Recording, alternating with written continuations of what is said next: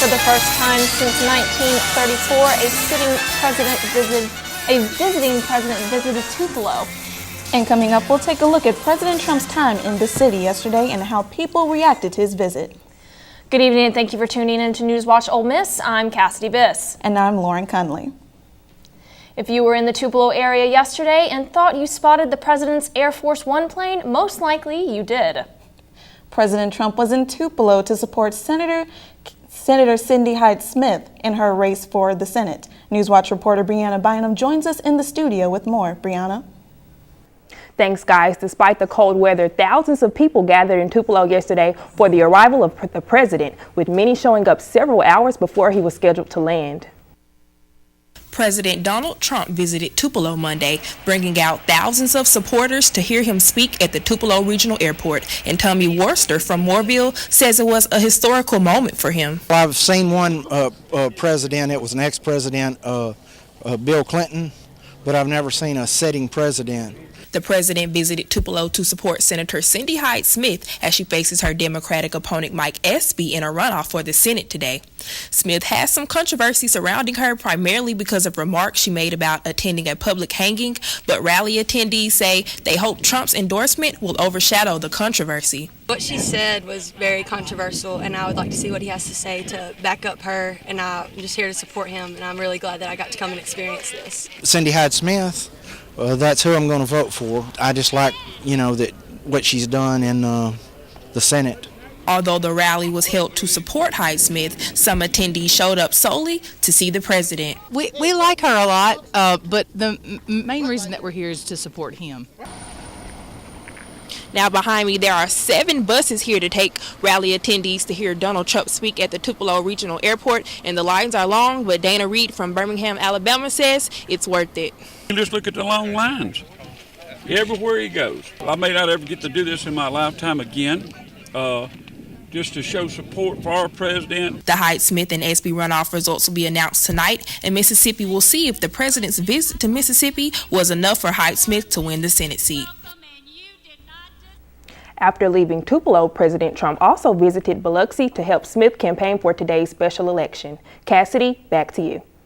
Thanks, Brianna. As we all know, today is the runoff election for the Mississippi Senate, and NewsWatch reporter Andranita Williams visited the polls this morning and is in the newsroom to tell us what some voters think about the race. Andranita? Thanks, Kassidy. Voters headed to the polls starting as early as 7 a.m. to cast their vote in today's special election. Oxford residents exercised their right to vote in hopes that their favorite candidate will win the election.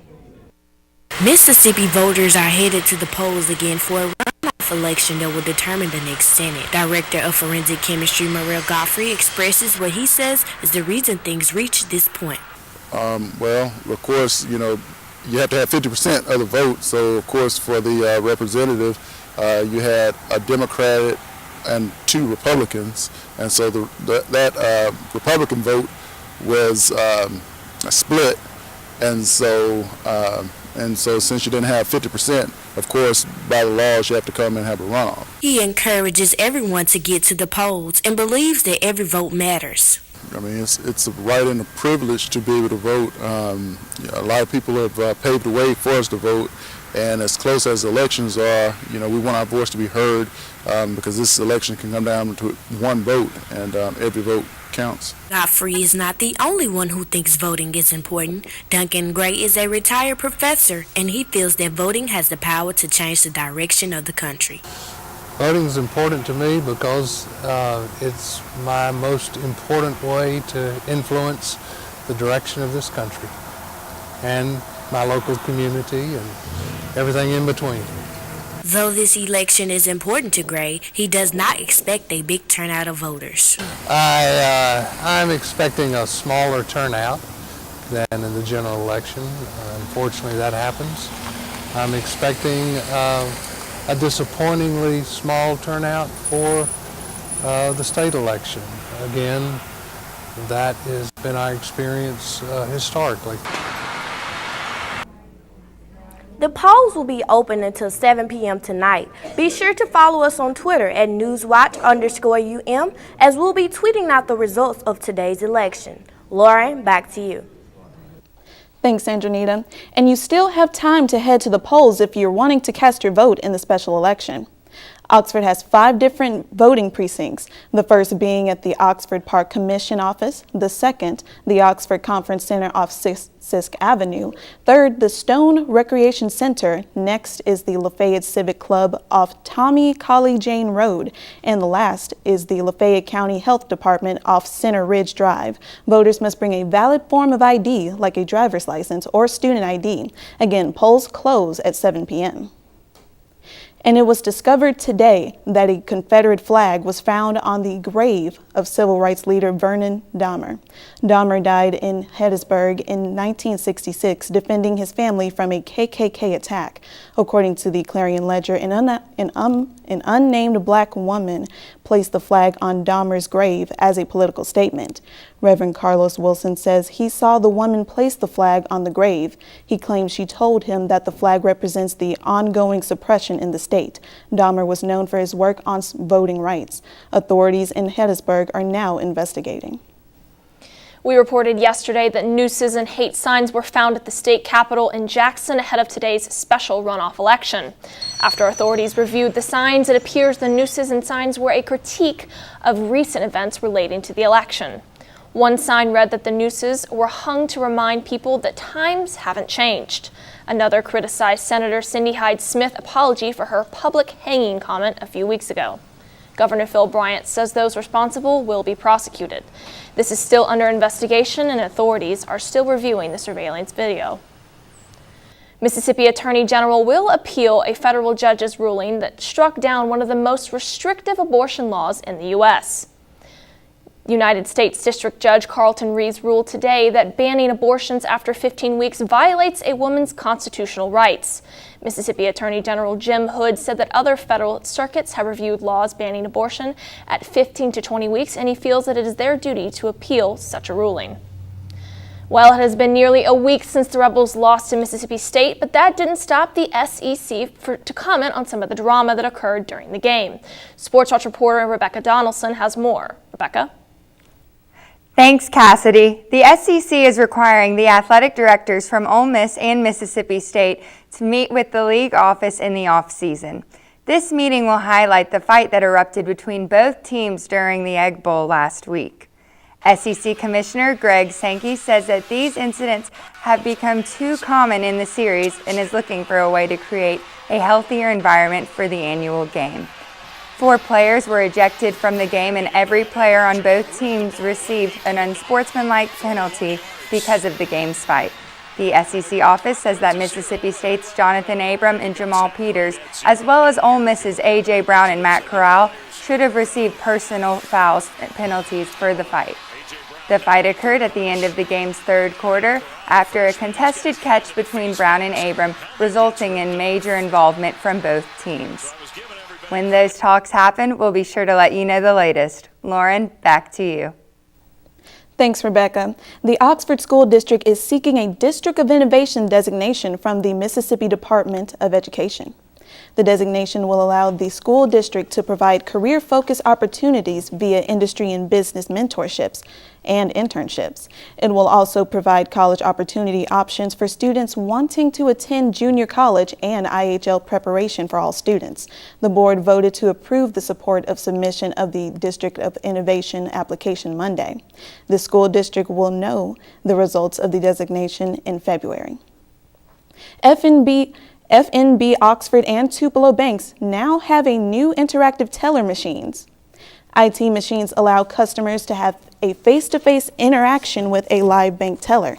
Customers now have the ability to make loan payments, deposit checks, or asking banking questions after bank hours. Customers can conduct banking business at IT machines from 7 a.m. to 7 p.m. Monday through Fridays at locations such as the FNB on the Square and on South Lamar.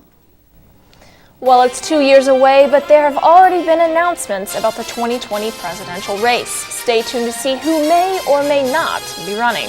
And higher prices and shorter supplies, 2 things no one wants to hear when it comes to Christmas. Coming up, we'll explain why it may be difficult to find the perfect Christmas tree this year. But first, Gavin Norton has your first look at the current conditions. As you can see, current weather, it's beautiful outside, but we could not catch a break from the cold.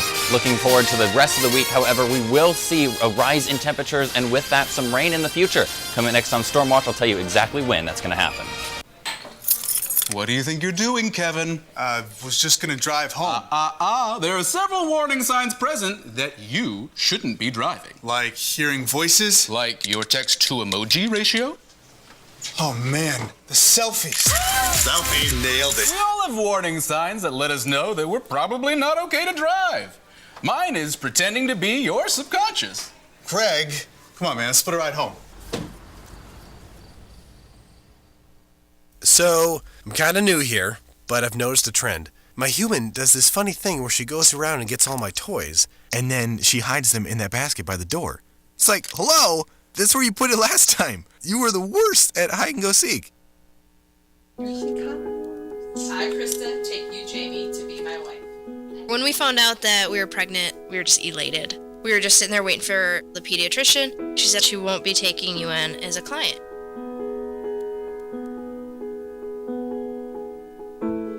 We are a lesbian couple, but she's just a baby. She's the one you're denying the service to.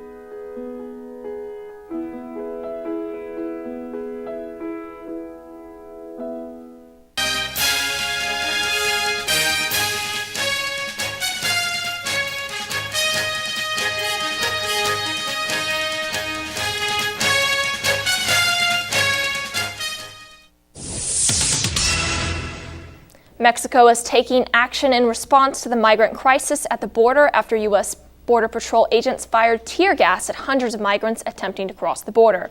This is all as the Trump administration stands by its use of tear gas. Unfortunately, I cannot agree on the use of force. Demanding an investigation. Mexico's foreign ministry is asking the U.S. to investigate the incidents that led to this. Wow! On Sunday, U.S. Border Patrol agents fired tear gas at hundreds of migrants attempting to cross the border. A cloud of tear gas sending people running and screaming, including families with young children. To be completely frank, there were numerous people that actually made it across the border.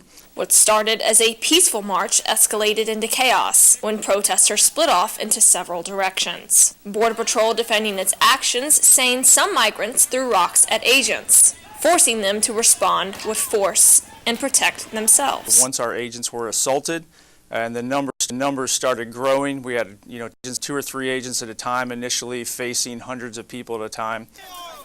Meanwhile, President Trump addressing the situation. If they come over here, we're going to apprehend them and we're going to close the border. The Mexican government says 98 migrants will be deported following Sunday's incident, and it's unclear what's next for those still seeking asylum. This is a matter of humanity. This is a matter of being good to your countrymen, to your fellowship. The Trump administration has made the legal process to petition for asylum harder for migrants. Paul Manafort has breached his plea agreement with the Justice Department by lying to the FBI and Special Counsel Robert Mueller's office 2 months after he started cooperating in the Russian probe.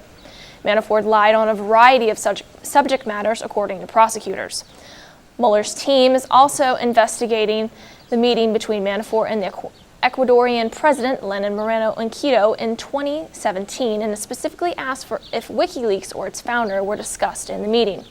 Manafort pleaded guilty to conspiracy and witness tampering on September 14th. President Trump threatens to cut all subsidies for the automobile company General Motors after the automaker announced thousands of job cuts yesterday.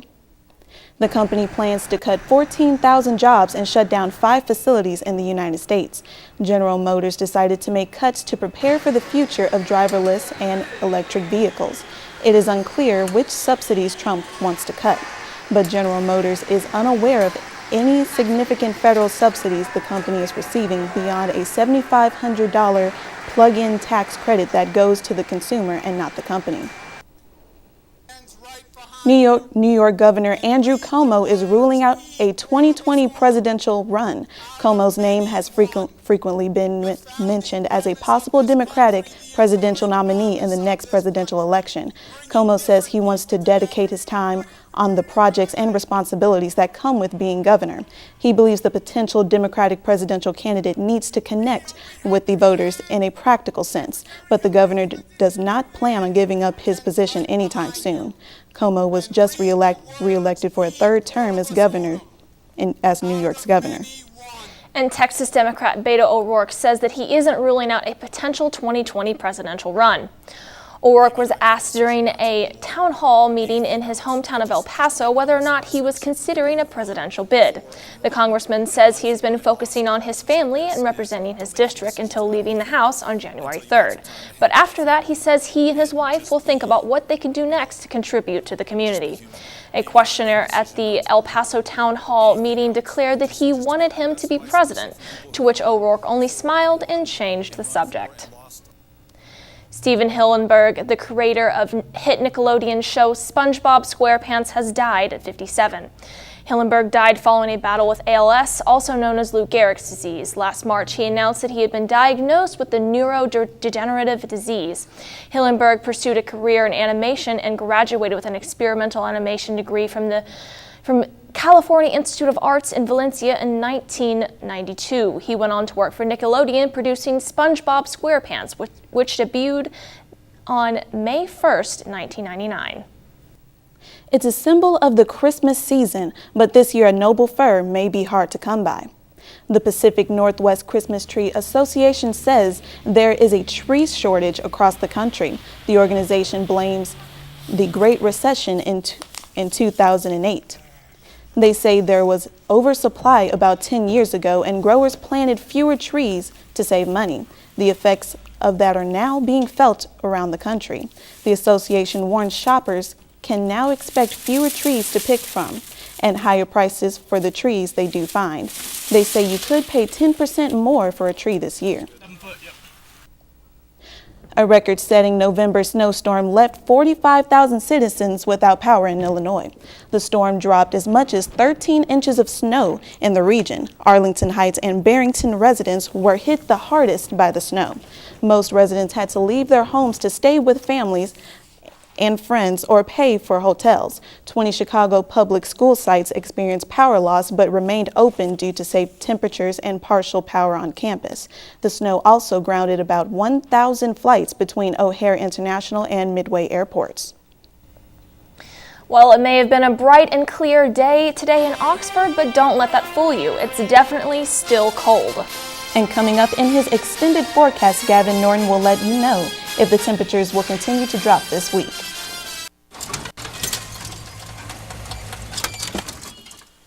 Leah, did you put a new dent in that?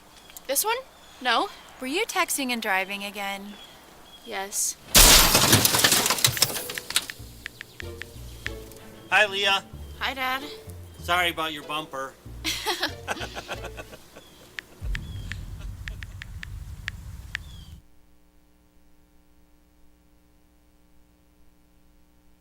Disaster tips from the objects left behind. My home wasn't insured, but you can check your insurance policy now to make sure you're covered. Oh. My savings are lost, but you can put money aside and plan for unexpected disaster costs. We're lost forever, but you can scan important documents now so they survive.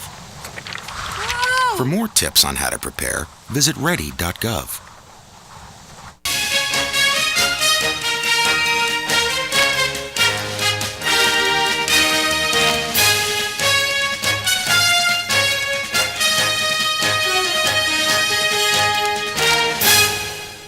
Welcome back to Storm Watch. I'm Gavin Norton. Right now the temperature is a crisp 37 degrees Fahrenheit, and those winds coming from the northwest at 10 miles an hour drop that all the way down to what feels like 33. Good news though, we do have some warm weather coming. If we want to take a first look and we see our regional weather, we can see that Mississippi is fairly isolated as far as weather goes. We don't have too much going on in the way of precipitation, but that will change in the coming days leading into the weekend. If we want to take a look at northern Mississippi, we can see that we, as well as the rest of the state, are hovering about 30 degrees. We're in the mid-30s right now. But even tomorrow, we can already see the temperatures get warmer. We can see temperatures now in the region dropping, but not all the way down to 50 degrees, and we're going to see highs about those mid-50s, like I said. If we want to take on, though, tonight, we are going to have to endure some cold weather. It's going to get down to 24 degrees, but the clouds are going to clear up, and we're going to see a very, very low chance of rain, only about 10%. And then, like I said, already tomorrow, the weather is going up again. It's going to be mostly sunny with very light winds, but again, 53 degrees is going to be the high tomorrow. Taking us into the weekend and throughout the next 5 days, you can take a look and see that we're going to see rain Thursday, Friday, Saturday, all very likely chances of rain, and those temperatures are going to continue climbing and reach their peak on Saturday. That's back to you. Thanks, Gavin. Coming up, see how you can get free tickets to the upcoming men's basketball game tomorrow night. And see how the Memphis Grizzlies gave back to the local Memphis area next.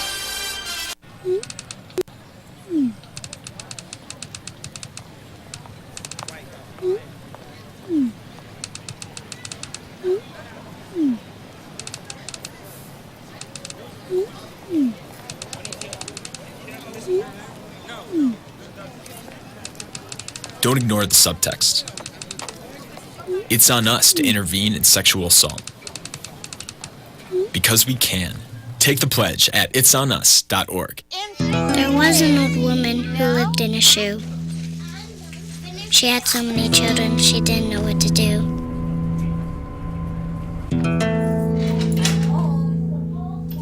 She gave them some broth without any bread and kissed them all soundly. Lights out. And put them to bed. Hunger is a story we can end. End it at feedingamerica.org.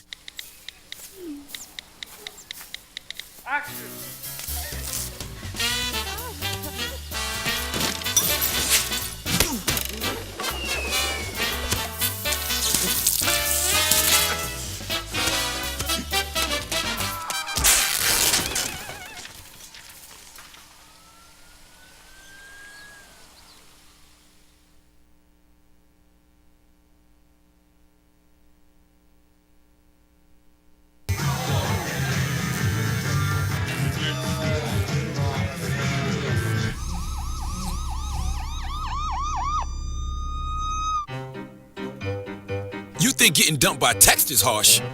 Try getting dumped by a tennis ball. My ex-owner drove me out to the woods, yelled fetch, and by the time I brought the ball back, he was gone. Yeah, I was pissed. But the folks at the shelter helped me let go of my anger. I learned coping skills, like taking it to the hole. Boom! Now I'm ready to fetch again. But how about I throw and you run and get it?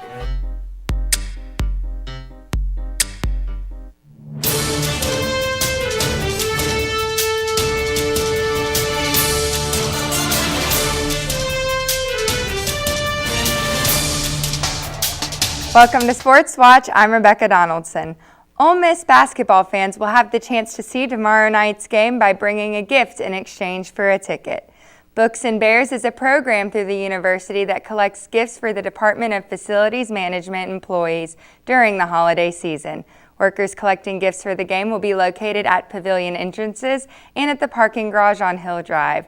This is the event's 21st year and is a way for the athletics department can give back to the workers for maintaining their facilities. The game tips off at 6:30 p.m. tomorrow night. The new professional football team, the Memphis Express, has unveiled their team uniforms. The uniforms are blue and red with a striped pattern down both sides. The helmet is a two-tone with the team logo located on either side. The team plans to showcase these uniforms at the Protect or Pick quarterback draft in Las Vegas. Memphis Express is a charter team of the Alliance of American Football League, which is the same league that former Ole Miss head coach Hugh Freeze has recently joined. The Memphis Grizzlies will be hosting their annual canned food drive on Saturday, December 8th, when they play the LA Lakers. The food drive was founded in 1981 and benefits the Mid-South Food Bank. Fans who make a donation of a non-perishable food item will receive a buy one, get one ticket voucher that they can use at one of the two games The first 5,000 fans that make a donation will also receive a Grizzlies wristband. The ticket voucher can be used at either the game against the Miami Heat on Friday, December 14th, or Saturday, December 15th against the Houston Rockets.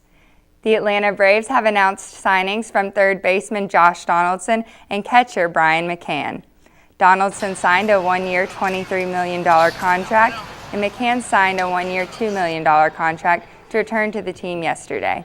Donaldson and McCann are very respected players and are assumed to be a great addition to the team. The Braves are hoping to improve on their first division title in 5 years with these two players on the team. Both contracts are short-term and give the players a chance to showcase their leadership and talent that they can contribute to the team. That's all for sports. Be sure to follow our Twitter at NewsWatch_UM as we will be giving live updates during the men's basketball game tomorrow afternoon. Kassidy and Lauren, back to you guys. Thanks, Rebecca. Well, how do you organize a successful trip into space? You plan it, which is exactly what NASA did to get a spacecraft on Mars. And coming up, see how people celebrated yesterday's out-of-this-world and Mars-velous moment. We are Ole Miss Rebels. As Mississippi's flagship university, we dig deeper, see farther, work harder. We pioneered human organ transplants.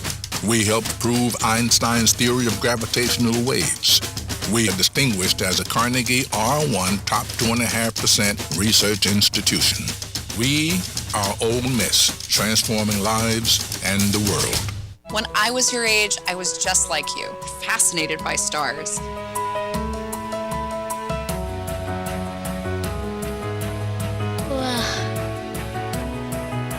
But now I get to search for life in the universe. And who knows, maybe life is looking for us too. So we're like aliens to them? Yeah. Does anyone want to be a scientist now? I do. Awesome. We need more girls in STEM. Maybe we can find aliens. This year, patriotism shouldn't just be about pride of country. It should be about love. Remember that to love America is to love all Americans. Because love has no labels.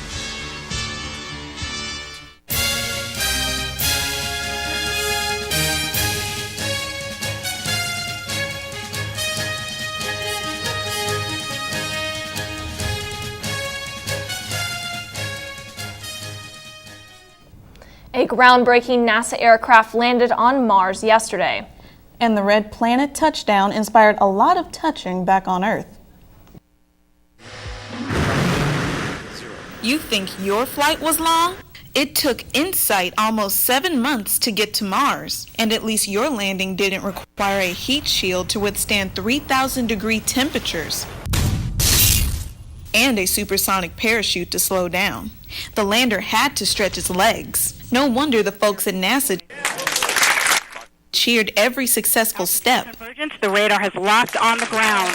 Yes. And watch parties turned into nail biters. 37 meters. 17 meters, standing by for touchdown. Every time she made a call out, you know, the hairs on the back of my neck would start rising a little bit higher. Touchdown confirmed. There were epic handshakes, high fives, fist bumps, and hugs. Mission leaders raised their hands in jubilation. Museum goers cheered. Touchdown confirmed.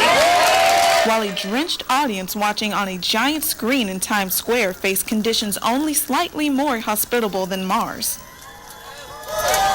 Within minutes of landing came the first image. They got it.